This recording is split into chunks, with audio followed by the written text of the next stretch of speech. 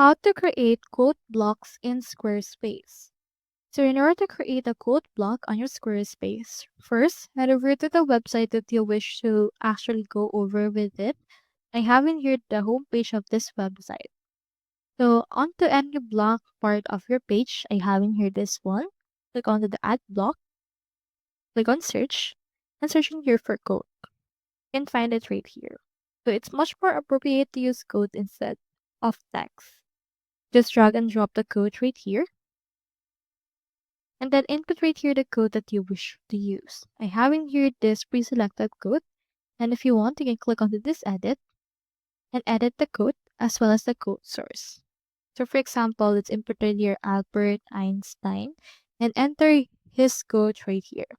You can also change the design right here, like you can enable the background as well as change the background color, the stroke, corner radius, blend, blur, and animation. So that's all there is to it. I hope this video helped you out.